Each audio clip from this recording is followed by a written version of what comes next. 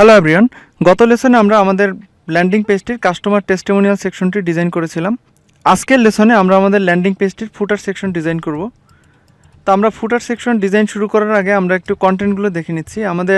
আমরা এখানে দেখতে পাচ্ছি আমাদের ফুটার সেকশনে 3টি সেকশন রয়েছে। একটি কন্ট্যাক্ট আস মানে কন্ট্যাক্ট ইনফরমেশন, অন্য সেকশনটিতে মেনু রয়েছে বিভিন্ন, for men, for women, for baby, বা এই যে মেনুগুলো আমাদের এখানে থাকবে। আর 3 নম্বর সেকশনটিতে রয়েছে নিউজ লেটার, সাবস্ক্রিপশন করার জন্য অথবা সাবস্ক্রাইব করার জন্য নিউজ লেটার রয়েছে। তো আমি এবার ডিজাইনটি শুরু করি। তো আমাদের এখানে ডিজাইনটি করার জন্য আমাদের নতুন কোনো টুলস আসলে আজকে শিখতে হবে না। আমরা প্রিভিয়াসলি যে টুলগুলো শিখেছি ওই টুলগুলো ব্যবহার করে এই সেকশনটা আমরা ডিজাইন করতে পারবো। তো আমি একটু শুরু করি। তো ফুটার সেকশন শুরু করার আগেই আমাদের কি যেটি করতে হবে সেটি হলো আমাদের একটি সেকশন নিয়ে নিতে হবে। আমি এখানে একটি সেকশন নিয়ে নিলাম। এবার আমি এই সেকশনটির জন্য একটি কালার দিব। যেহেতু আমার এই ফুটারের জন্য আমার কোনো বর্ডার দরকার নেই, সেহেতু আমি এই রেক্ট্যাঙ্গেলটি সিলেক্ট করলাম, দেন আমি এখান থেকে বর্ডারটি 0 করে দিলাম। আমার এখন কোনো বর্ডার নেই। এবার আমি একটা কালার দেবো। তো আমি এখানে ব্ল্যাক কালার দিলাম। আমি ব্ল্যাক কালার একটি ফুটার তৈরি করতে চাচ্ছি। এবার আমি যেটি করি, আমি ফুটারটি ডিজাইন শুরু করব তার আগে আমি আর্টবোর্ডটির সাইজটিকে একটু ছোটো করে নিচ্ছি। আমি কিবোর্ড থেকে কন্ট্রোল এবং মাউসের স্ক্রল প্রেস করে জুম আউট করলাম। তো এবার আমি আর্টবোর্ডটিকে একটু ছোটো করে নিলাম। এবার ফুটারটিকে আমি আর্টবোর্ডের নিচের দিকে রাখলাম। আচ্ছা, এবার আমি ফুটারের ডিজাইন শুরু করব। তো ফুটারের ডিজাইন করার জন্য আমাদের এখানে কন্টেন্ট দরকার। কন্টেন্ট হলো গিয়ে কন্ট্যাক্ট আস, অ্যাড্রেস, কল আস। আচ্ছা ওকে, আমি এখানে টাইপ টুল নিলাম, লিখলাম কন্ট্যাক্ট আস, বাট এটি কালারটি ব্ল্যাক, এই কারণে আসলে আমরা দেখতে পাচ্ছি না। সো আমি এখান থেকে কালারটি হোয়াইট করে নিলাম, কন্ট্যাক্ট আস। আমি ডাবল ক্লিক করে আর্টবোর্ডের উপর ডাবল ক্লিক করে এখান থেকে গ্রিডটি ওপেন করে নিচ্ছি। আমাদের জন্য সেক্ষেত্রে কন্টেন্ট ম্যানেজ করতে সুবিধা হবে। আমি এখানে কন্ট্যাক্ট আস রাখলাম। এবার আমি এটির ফন্টের সাইজ দিলাম হয়তো 35, কারণ এটি আমাদের এখানে হেডার বা টাইটেল হিসেবে কাজ করবে এই ফন্টটি। এরপর আমি এটিকে কপি করে নিলাম। আমি এটি করলাম 25 এবং এটিকে আমি রেগুলার ফন্ট নিলাম। কন্ট্যাক্ট আসের এখানে আমি অ্যাড্রেস দিব প্রথম।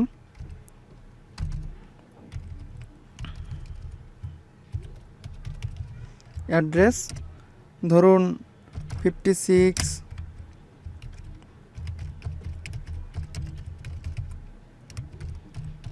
আমি এখানে একটি ডামি অ্যাড্রেস দিলাম। তার মানে আমি কন্ট্যাক্ট আসে আমি একটি অ্যাড্রেস বসালাম। এরপর আমাদের কন্টেন্টে কি আছে এরপর দেখি, আমি ড্রাফট একটু দেখে আসি। কল আস, তারপর একটি নাম্বার রয়েছে। তো আমি এখানে লিখব কল আস। আমি এটিকে আবার কপি করে নিচ্ছি।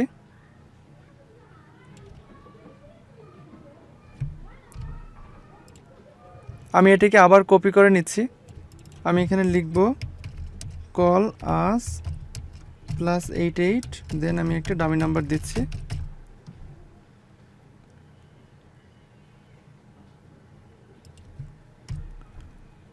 ওকে, এবার আমি এটিকে এখানে রাখলাম। আমি যেটি করতে পারি, কল আস এবং অ্যাড্রেস এই লেখা দুটিকে আমি একটু মিডিয়াম করে দিলাম শুধুমাত্র। আচ্ছা, আপনি পুরো টেক্সটিরও এখান থেকে টেক্সটের প্যারামিটারগুলো চেঞ্জ করতে পারবেন, অথবা এই টেক্সটটি সিলেক্ট করে টেক্সটটি এডিট মোডে যাওয়ার পরে স্পেসিফিক পার্টটুকু সিলেক্ট করেও কিন্তু আপনি এখান থেকে আপনি টেক্সটের ইয়েটা চেঞ্জ করতে পারবেন, টেক্সটের প্যারামিটারটি চেঞ্জ করতে পারবেন। আচ্ছা, আমি প্রিভিউটা একটু দেখি। প্রিভিউতে দেখতে পাচ্ছি ওকে ফাইন, আমার এখানে আমি ফুটারে কন্ট্যাক্ট আস এবং এই ইনফরমেশনটি বসিয়ে ফেলেছি। এবার আমি কি করব, এবার আমি দ্বিতীয় সেকশনটিতে যাব। দ্বিতীয় সেকশনটিতে কি আছে? দ্বিতীয় সেকশনটিতে আমার এখানে 3টি মেনু আছে, for men, for women and for baby. So আমি যেটি করব, আমি এটিকে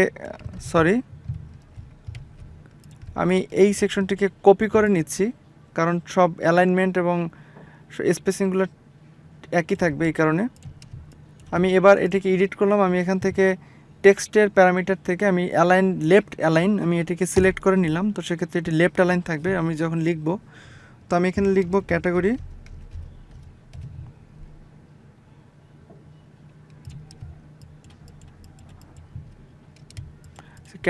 যেহেতু মাল্টিপল ক্যাটাগরি আছে আমি ক্যাটাগরিজই লিখি এখানে। ক্যাটাগরিজ প্রথমটি আমি এখান থেকে আবার টেক্সট লেফট অ্যালাইন করে নিলাম। তো আমি লিখলাম ফর মেন, এখানে লিখলাম ফর ওমেন।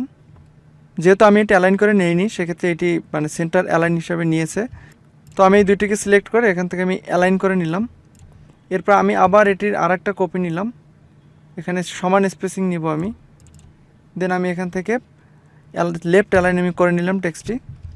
তো দেন ফর বেবি। ওকে, এবার আমি প্রিভিউটা একটু দেখি। তো প্রিভিউতে দেখতে পাচ্ছি আমি আমার কন্টেন্ট বসিয়ে ফেলেছি, বাট এই টেক্সটটির আমরা রেগুলার কেস দিব, রেগুলার ফন্ট দিব। আমি এখান থেকে রেগুলার ফন্ট দিলাম।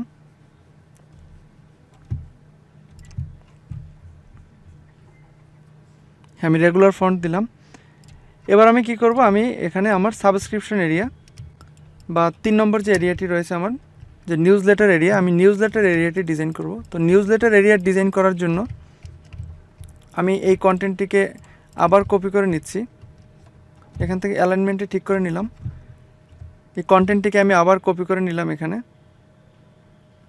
এই এরিয়াতে নিলাম। ওকে, এরপর আমি যেটি করব এখানে লিখব নিউজ লেটার, সরি স্পেলিংটা নিউজ লেটার। এরপরে কি আছে এখানে সাবস্ক্রাইব নাও, একটি কপি আছে এখানে। তো আমি এখানে লিখব সাবস্ক্রাইব নাও। দেন আমার এখানে একটি বক্স আছে এবং একটি বাটন আছে। তো আমি বক্স নেওয়ার জন্য আমি এখান থেকে রেক্ট্যাঙ্গেল টুল নিব। রেক্ট্যাঙ্গেল টুল নিয়ে আমি এখানে একটি বক্স ড্র করলাম।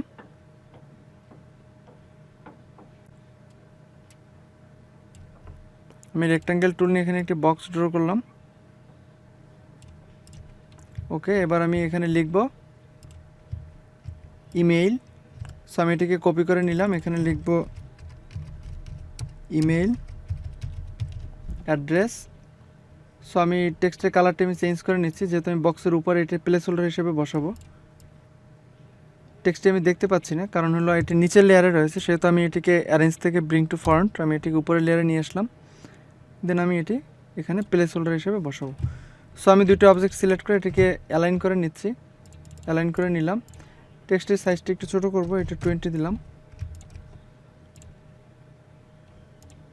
So email address. এবার এখানে একটি বাটন দরকার, বাটনটি নেওয়ার জন্য আমার উপর থেকে আমি একটি বাটন কপি করে নিয়ে আসি। এখান থেকে আমি এখান থেকে বাটনটি কপি করে নিয়ে আসলাম। সো এটিও নিচের লেয়ারে রয়েছে, তো আমি কি করতে পারি, আমি এটিকে রাইট বাটন সিলেক্ট করে arrange bring to front. So আমি এটি উপরের লেয়ারে নিয়ে আসলাম। এবার আমি এখানে এই বাটনটি বসাবো।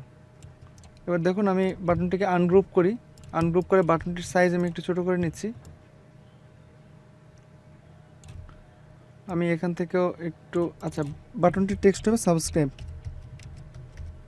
সাবস্ক্রাইব। সো আমি এই টেক্সটের সাইজটা একটু ছোটো করে নিচ্ছি, 20 পিক্সেল করে নিলাম। আমি এখান থেকে মিডিয়াম থেকে রেগুলার করে নিচ্ছি, সাবস্ক্রাইব। এবার আমি এই অবজেক্ট দুটিকে অ্যালাইন করে দিচ্ছি। এবার আমি একটি প্রিভিউটা দেখি, যে দেখুন আমি কিন্তু আমার সাবস্ক্রিপশন এরিয়া ডিজাইন করে ফেলেছি। বাট আমি যেটি করব, ইমেইল অ্যাড্রেস এই লেখাটিকে আমি একটু অপাসিটি কমিয়ে দিব, কারণ যেহেতু এটি প্লেস হোল্ডার।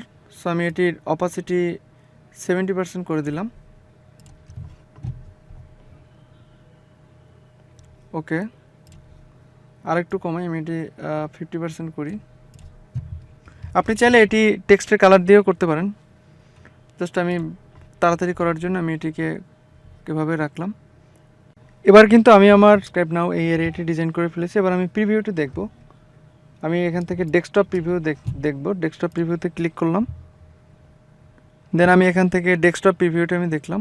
ওকে ফাইন, আমার ফুটার এরিয়াটি মোটামুটি ডিজাইন শেষ হয়ে গিয়েছে। আমি যেটি করব সেটি হলো আমি ফুটার এরিয়াটাকে এবার একটু ছোটো করে নিব।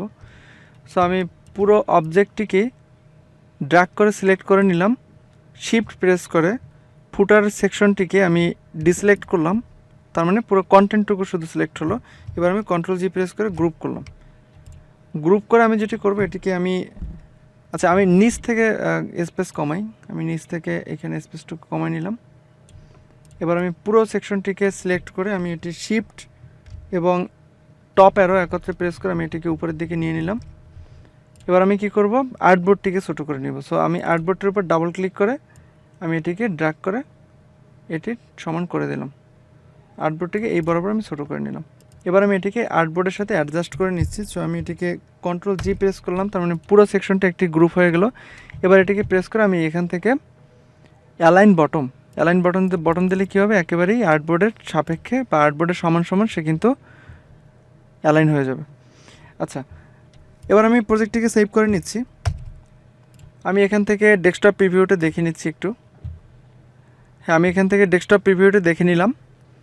সো দেখুন, শুরু থেকে যদি আমি একটু প্রিভিউ করি, আমি কিন্তু উপর থেকে header section, slider area, product promotion area, products area মানে featured products area, news area, customer testimonial area এবং ফুটার এরিয়া কিন্তু আমি ডিজাইন করেছি। আমি এই কোর্সটি একেবারে বিগিনারদের জন্য ডিজাইন করার চেষ্টা করেছি, যাতে আমরা অল্প কিছু টুলস এবং কিছু টেকনিক্স জেনেই আমরা কীভাবে ইউআই ডিজাইন শুরু করতে পারি, এবং ধাপে ধাপে আপনারা অবশ্যই অ্যাডভান্স জিনিসগুলো শিখবেন। তো এই কোর্সটি যেহেতু শর্ট কোর্স তৈরি করার আমার একটি প্ল্যান ছিল, তো এই কোর্সে অনেক ইউআই ইউএক্সের অনেক বিষয়সমূহ, বিশেষ করে ডিজাইন থিঙ্কিং, তারপরে ধরুন আপনার প্রোটোটাইপিংয়ের অ্যাডভান্স বিষয়গুলো, ডিজাইনের অ্যাডভান্স বিষয়গুলো, কম্পোজিশনের বিষয়গুলো, অথবা ইউজার রিসার্চের মতো যে বিষয়গুলো ইউআই ইউএক্সের সাথে রয়েছে, সেই বিষয়গুলো আমি স্কিপ করার ট্রাই করেছি, কারণ যত সহজে এই কোর্সটি রাখা যায়। এরপরে আমার প্ল্যান রয়েছে একটি লং কোর্স তৈরি করার জন্য, যেখানে ইউআই এবং ইউএক্সের অ্যাডভান্স বিষয়সমূহ থাকবে, এবং সেখান থেকে আপনি ইউআই ইউএক্সের কমপ্লিট ধারণাসমূহ পাবেন। আশা করছি এই কোর্স থেকে আপনি ইউআই ইউএক্স সম্পর্কে একটি সাধারণ ধারণা পাবেন।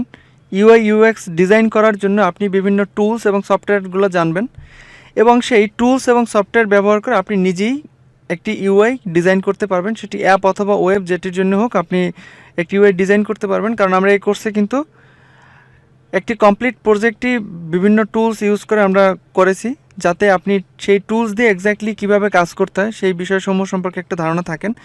তো আমার কখনোই এই ডিজাইনটিকে খুব হাই এন্ড ডিজাইন আপনাদেরকে দেখানোর উদ্দেশ্য ছিল না। আপনাদেরকে দেখানোর উদ্দেশ্য ছিল যে কোনো একটি ডিজাইনের থ্রুতে, সেটি খুবই সিম্পল একটা ডিজাইনের থ্রুতে আমরা কিভাবে টুলসগুলোকে, বা আমরা যে টুলসগুলো শিখব সেই টুলসগুলোকে ডিজাইনে কিভাবে ইমপ্লিমেন্ট করতে হয়, সেই ইমপ্লিমেন্টেশনটা আমরা কিভাবে শর্টলি আপনাদেরকে হয়তো 15টা 20টা লেসনের ভিতর আপনাদেরকে দেখানো যায়।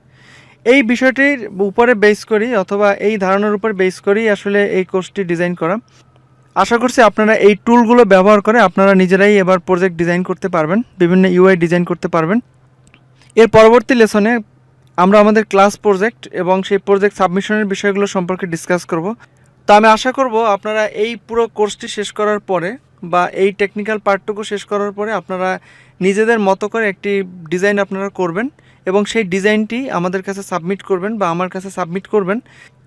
তো সেখান থেকে আমিও আপনাদেরকে একটি ফিডব্যাক দিতে পারবো যে কোন কোন ফিডব্যাকগুলো বা কী বিষয়গুলো ইমপ্রুভ করলে ডিজাইনটি আরেকটু ইমপ্রুভ হতে পারতো, এবং আপনি ফার্দার কীভাবে এই বিষয়গুলো সম্পর্কে আরও বেশি জানতে পারবেন বা বিষয়গুলো সম্পর্কে আরও শিখতে পারবেন, সেই বিষয়গুলো সম্পর্কে একটি গাইডলাইন আমি দিতে পারবো। তো আজকে এই পর্যন্তই। ধন্যবাদ সবাইকে।